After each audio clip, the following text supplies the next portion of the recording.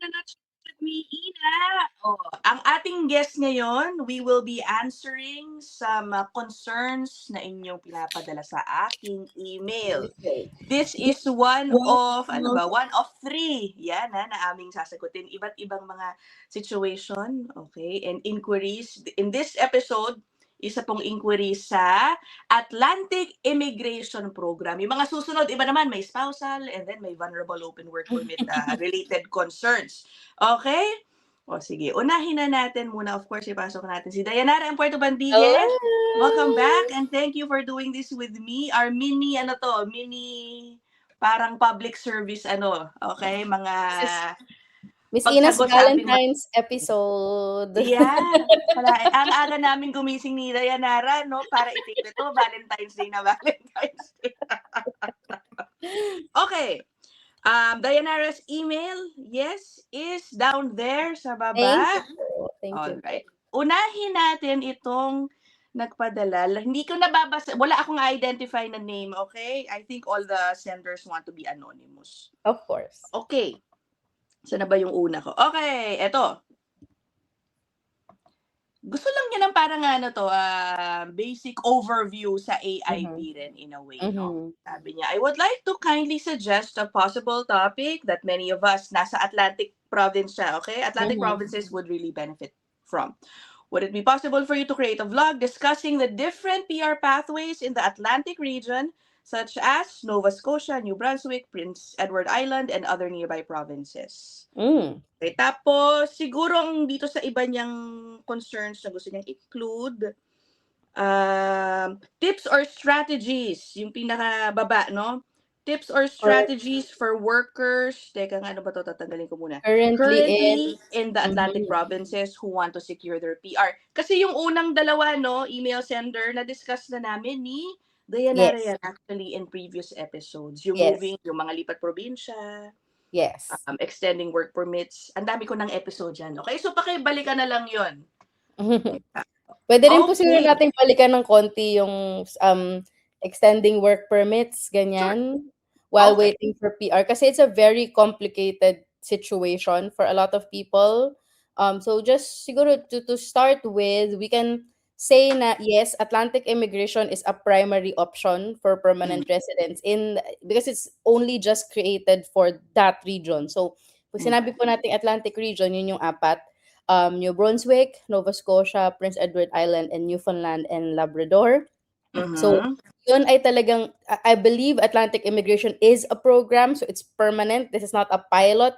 It's a program, so it's already embedded, I think, into the IRCC system talaga.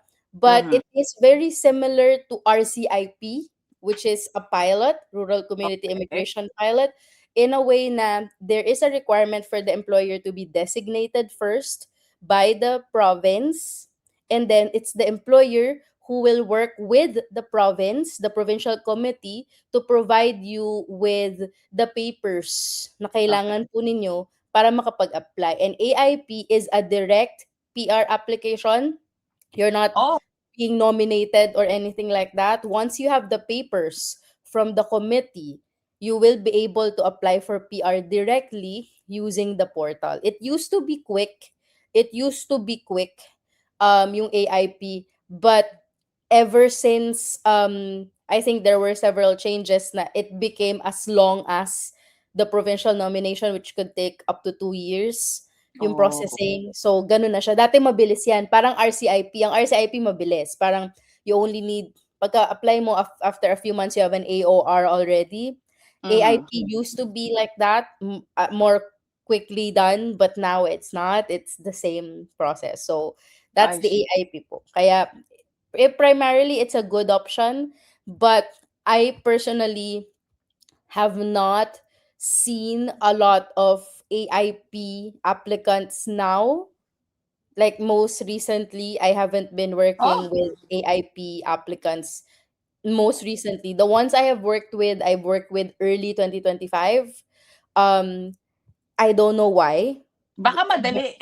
For some reason, baka feeling nila, no? They can DIY. Baka maraming nagdi-DIY, ganyan. Pero I do, well, most of the clients I meet na nag-AIP, yung mga nakatanggap ng procedural fairness letter. So, pupunta Yeah. sila sa amin kasi may problema na sila.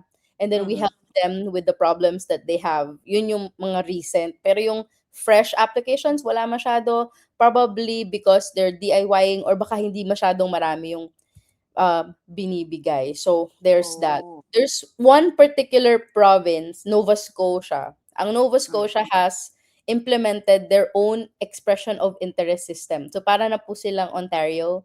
Siya Yung lang meron na merong oo, siya lang ang merong EOI dun sa apat? hindi naman po. Ang PEI Oh, meron, ang New okay. Brunswick meron, ang Newfoundland meron din. Pero ang kakaiba sa NSN sa Nova Scotia is kasama dun sa portal nila yung AIP. So merong AIP special system sa loob nung Nova Scotia portal.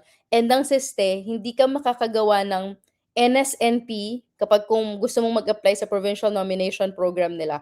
Hindi ka pwedeng gumawa ng profile doon tapos may profile ka din sa AIP. So, hindi puwedeng sabay kang ina-apply ng employer mo ng AIP, tapos ina-apply mo yung sarili mo ng NSNP. Hindi puwede.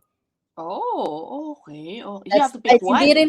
hindi rin puwede kung yung asawa mo, for example, nag-a-apply ng AIP tas ikaw nag-a-apply ka ng NSNP, hindi puwede. They cancel each other out. So, dahil may system, nade-detect nila, yung asawa nito na nag-a-apply ay merong AIP application. So, isa lang. Isa lang yung puwede per family. Mhm. So, yun I yung see. kakaiba sa case ng Nova Scotia, sa Okay. pagdating dito. I'm not particularly sure if the same goes for New Brunswick, the same goes for, the other provinces, pero sa Nova Scotia, gano'n. Kasi of all the 4, I think Nova Scotia is the one with the largest population. Yun yung parang capital nila, yung Nova Oh, Scotia, especially Halifax, yeah. okay. Ano ang yung mga specific PR pathways na dini-discuss niyo? Do they Opo. do it by like, profession, ganun ba, industry? Paano ba diyan sa AIP usually? Mhm.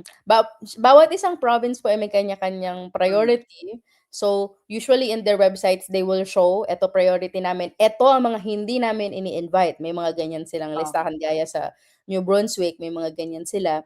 Ang medyo hindi gano'n ka-particular sa occupation is Newfoundland.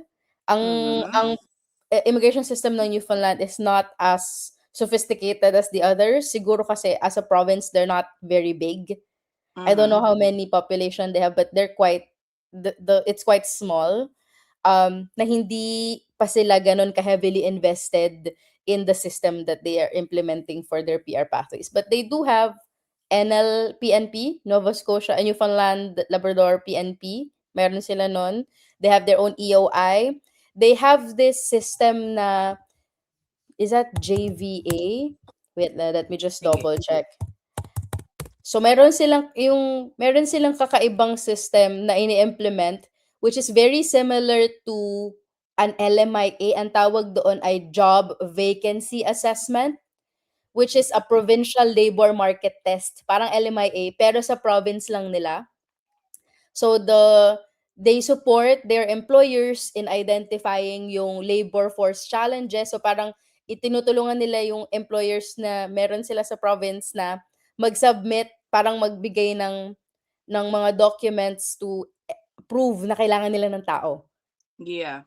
Parang gano'n. Okay. It's kinda like an LMIA, yung JVA na meron sila, I yung Newfoundland and Labrador, yeah. Oo.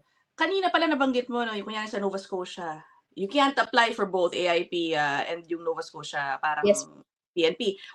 When should they pick one over the other? Kunyari tatanungin ka nila, "So dun ba ako sa AIP o dun na lang ako dun sa provincial program?" That's really a difficult situation ano.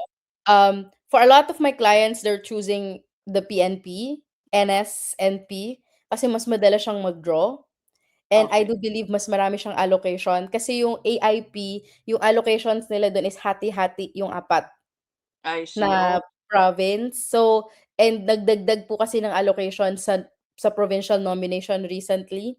So there's more. mhm, Just statistically. So a lot of people do choose the provincial nomination option. They will be the ones to submit the mhm, application to NSNP. directly. So applicant directly mag-apply, and then they'll wait for an invitation, apply for nomination, and then Mhm. kapag nakuha yung nomination, they can apply for PR using that nomination. They can also apply for a work permit.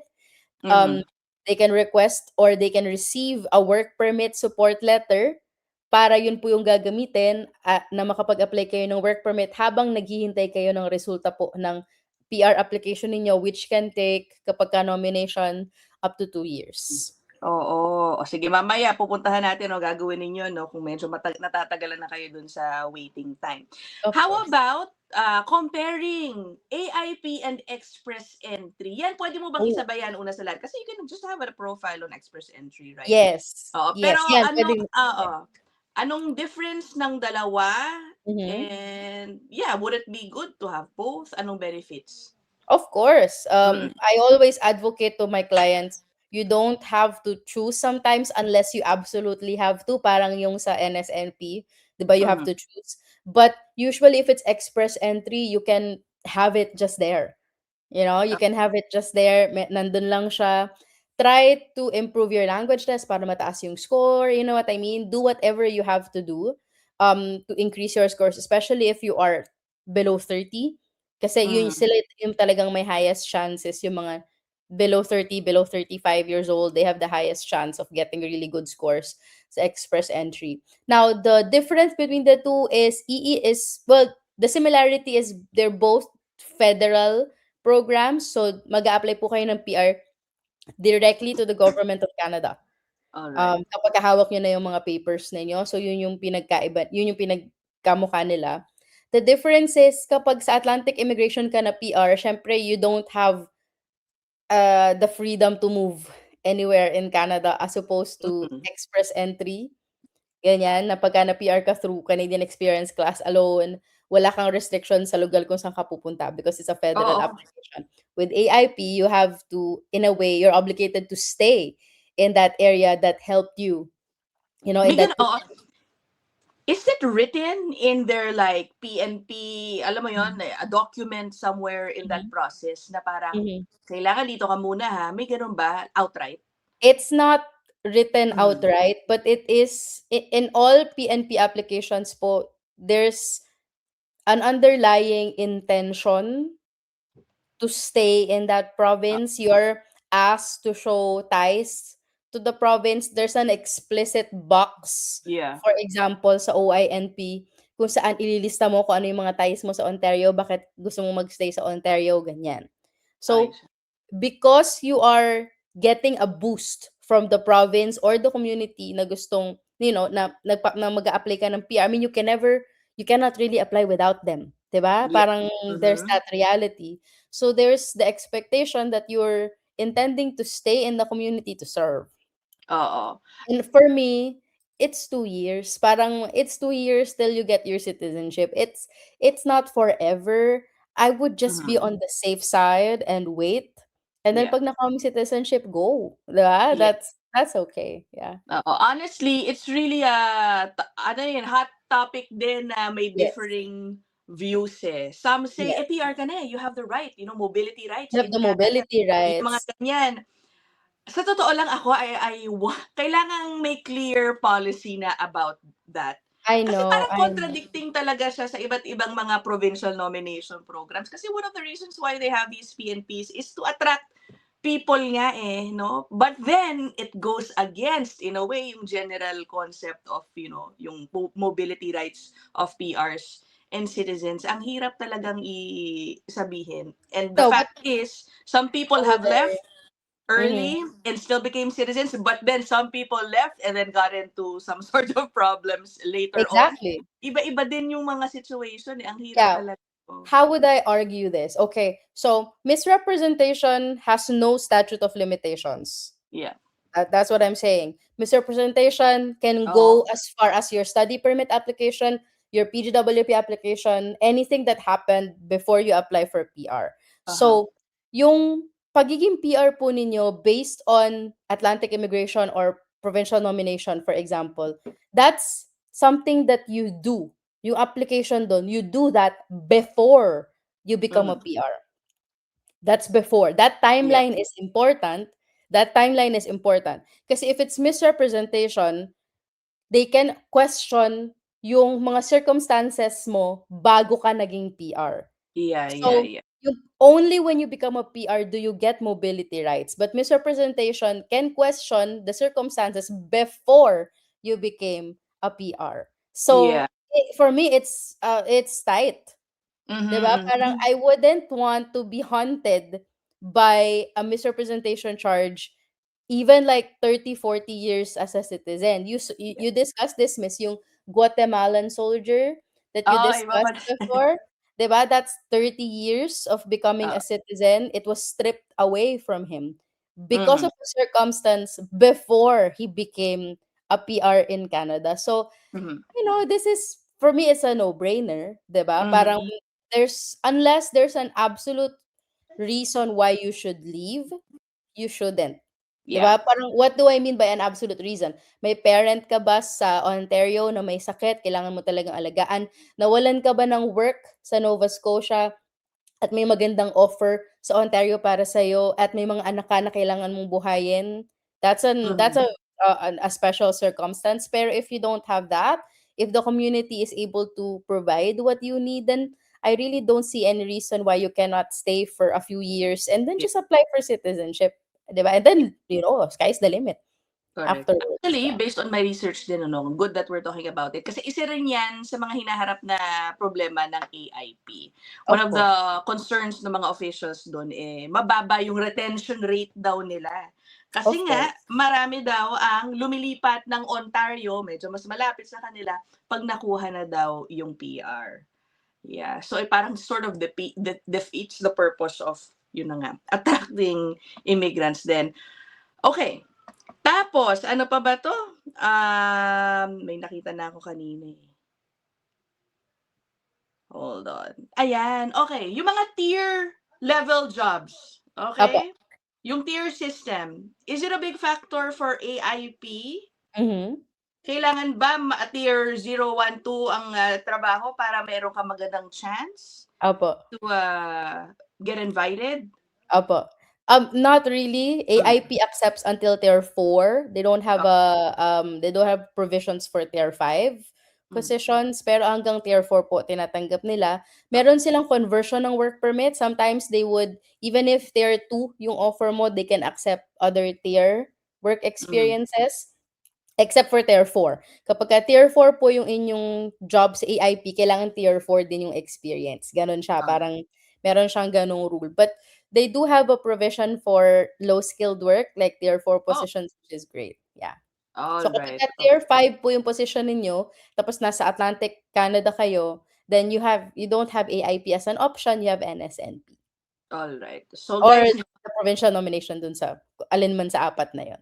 Yeah. So, ang nakikita ko talagang you have to initially build a good relationship with your employer if you really wanna, secure your PR. O, eto na, nakahanap na ng employer. Yung sabi natin, medyo matagal ang processing ng PR. Ang tanong ni email sender din, what options are available to extend a work permit while waiting for PR? Okay. So, if it is provincial nomination, there's usually a work permit support letter that's given to nominees. So, manonominate ka, may nomination certificate, kasabay nun may work permit support letter na ibibigay para magagamit po ninyo para makapag-apply kayo ng LMIA exempt work permit na nakatali po sa employer na tumulong sa inyo for PR. The employer will have to pay the $230 compliance fee. They have to provide you with the offer number that usually begins with A. And then you can use that para makapag-apply po kayo ng work permit and then you can transfer to them. Let's say nasa Quebec ka, nakatali ka sa ibang employer pero na-nominate ka sa Prince Edward Island. For example, binigyan ka ng nomination, binigyan ka ng work permit support letter, makakalipat ka sa Prince Edward Island legally basta makuha niyo na po yung inyong work permit for that new employer who nominated you. So that's one. Pero kapag hindi ka pa nominated, yun yung medyo mahirap. Yeah. Pag hindi ka pa nominated, then your only options would be LMIA exempt. Depends on your nationality, depends on your the type of employer that you have. Are they a religious or charitable organization na pwedeng mag-issue ng LMIA exempt job offer? May LMIA ba sila? Yun yung mga options po na pwede kung hindi ka pa nominated. All right. Hi, it's really the same situation honestly in even outside AIP, no. Yan talaga ang Yeah. problema ngayon, yung hintayan at nauubusan na nawawalan ng status. But anyway, I hope email sender we answered most of your concerns nasagot sa episode na ito, AIP. Thank you so much, Dayanara. Okay, we're off to the next Next topic. topics. O sige, abangan niyo yung sunod na episode. Bye guys.